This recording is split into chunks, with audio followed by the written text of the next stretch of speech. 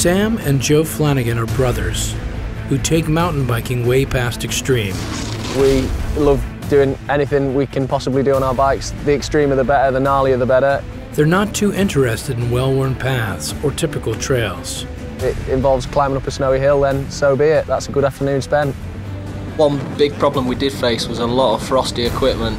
Instead, they hike and bike down some of the highest, snowiest, and coldest mountains in Scotland. The Cairngorms on a beautiful day can be an extremely rewarding environment. In bad conditions, it can be a death zone.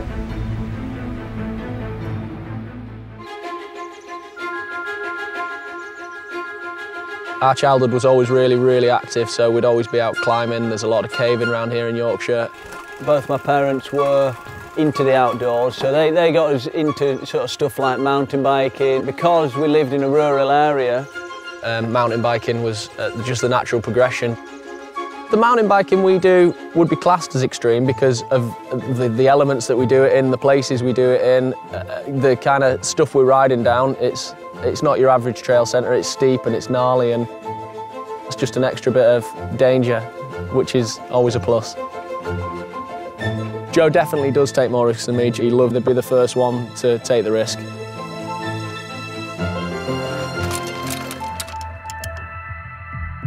Formed 40 million years ago, the Cairngorms is a mountain range in the eastern Highlands of Scotland. It is home to 5 of the 6 highest mountains in the country. To say the weather is extreme here would be an understatement. It's prone to wind speeds of over 100 miles per hour, temperatures well below zero, and of course, the occasional avalanche.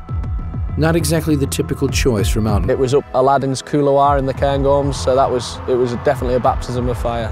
When we were setting up and looking around to try and scope in the area, it was blowing an absolute gale. It was a really white-out conditions. You couldn't really tell where you were going. It's impossible to remove the danger, have your little crashes and your tumbles.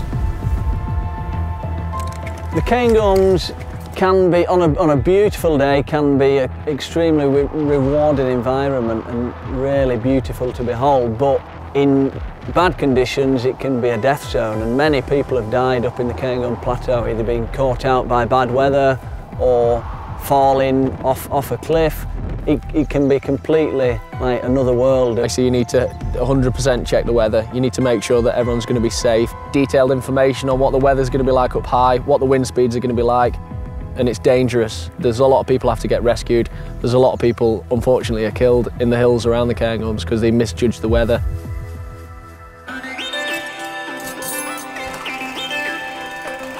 One of the main reasons of riding down a snowy, icy mountain is everything's just heightened, everything's more slippy, everything's that little bit more scary.